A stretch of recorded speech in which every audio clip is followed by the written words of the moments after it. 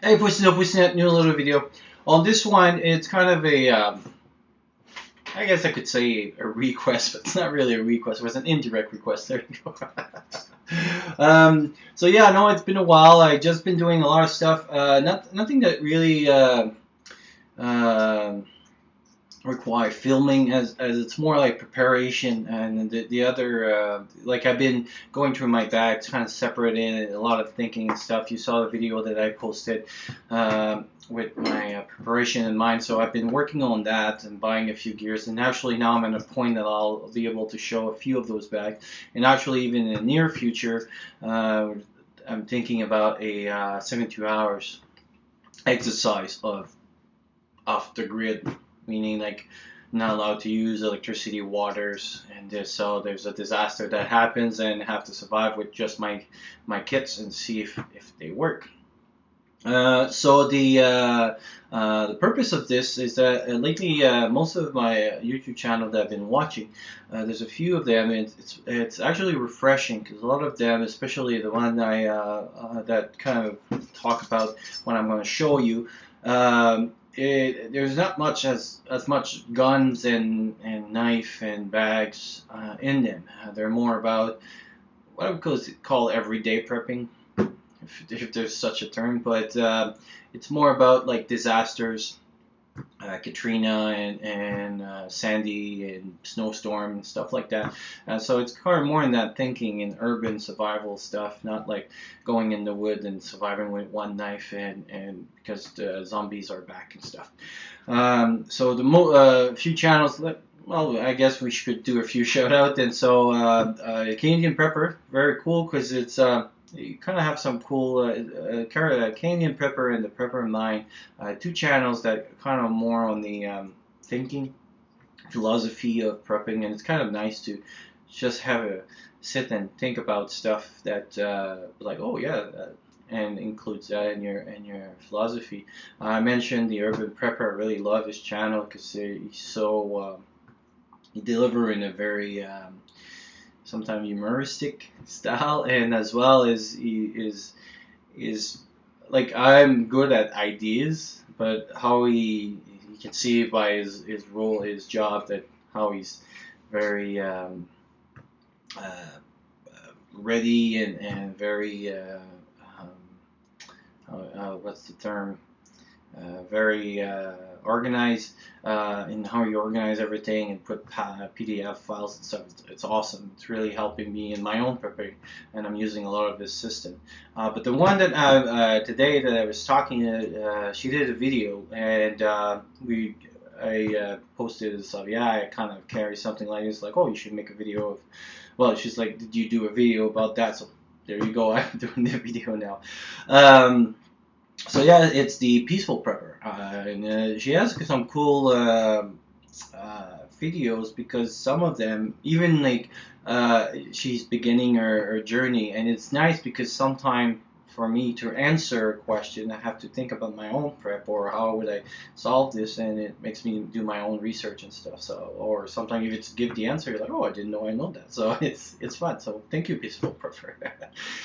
So yeah, the video that I was going to do, she was talking about a belt that she would carry if she has to bug out. And I was telling her that I carry on my everyday carry is now a belt as well. The reason is first, pretty much everybody carry a belt, doesn't show much, and also now you don't need to carry as much stuff in your pockets. And so if I wear if I am going to a function or if I'm just walking on the streets. And actually, now that I moved kind of downtown, I'm walking more, and so I need to carry stuff always on me and kind of always on the prepare because I walk to work, I walk here, I walk there. So that's why it's actually a cool system. So it's one of those travel belt that has like zippers in the back. As you can see, it's not that thick. I've been wearing it like for I think since May, and so I don't see at all. And even this summer, because even with shorts and something, like those they're shorts that have this. So basically, it's like a 4-season thing that you can carry, and it doesn't really show much. I carry also some extra stuff, and I'll show you a little bit more when I carry. And then in illegal restraint, so the bad people, hopefully they're not that trained and they wouldn't get you all naked and everything. But even if they do, when you try to hide stuff as much as you can, so that means like redundancy becomes very important to get out of your restraint. So if you can have it on your wrists, if you can have it in your belt, if you can have them in your shoes and stuff like that.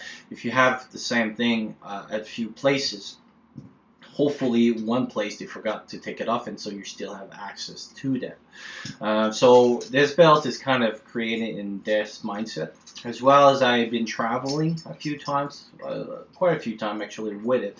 And in Canada now, like we're not really allowed to carry small blades, which in the States you are. In that I never had trouble now to go for traveling. That's another reason too not to have too much stuff in your pockets, because now I just go through security and take it off. So what's inside?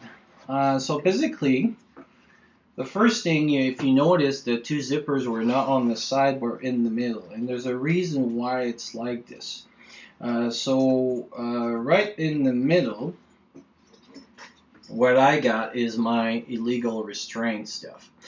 So I got one handcuff key, and the middle one, that it's right in the middle.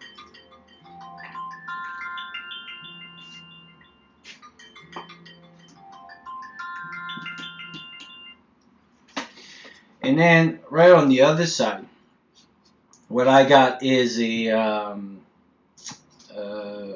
PK38, I think, for can opening. Because I'm not allowed really to carry a blade, I could carry like those ceramic blades and stuff, but again, that's not really, it's kind of illegal to carry. This has kind of a sharp edge on it, so if I would have to cut like duct tape or something like that, I could still use it.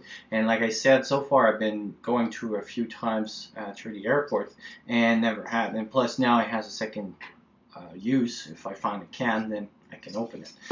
So those are right in there. So that way, if I'm buying from the back, I could have access to those right there because the zipper is on there, so I wouldn't have to go like this. So if I'm really stuck in my middle, which seems like from what I'm reading and looking at and stuff, it's right where your hand would be. So that's why those two zippers stop always in the end over there.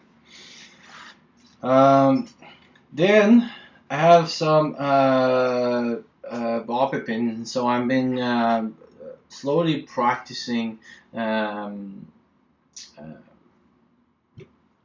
opening stuff with bobby pins.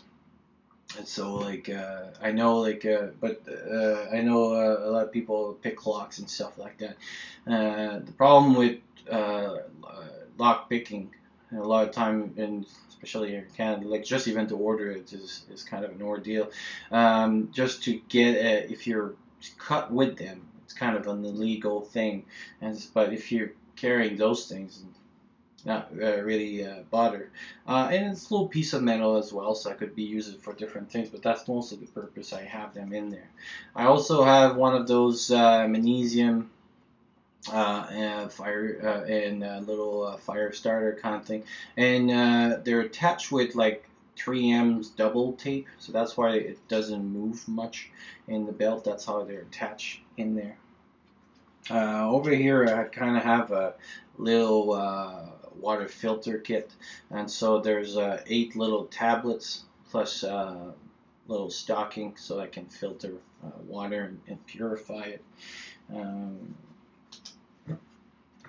And then I'm carrying also some rope, and this is mostly where my bulk is. So those are kind of new stuff that I've been adding, but I've been carrying. Let's say I've been carrying it for about like a few weeks now with the new stuff, and it works pretty good.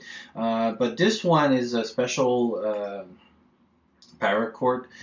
There's the 7-string or 5 string into it, but I don't know if you can see it very clearly. That brown stuff right there, that's jute twine. So basically the rope has jute twine all through it with the 5 strands. So basically you can do everything that a paracord can do, but also you have jute twines now.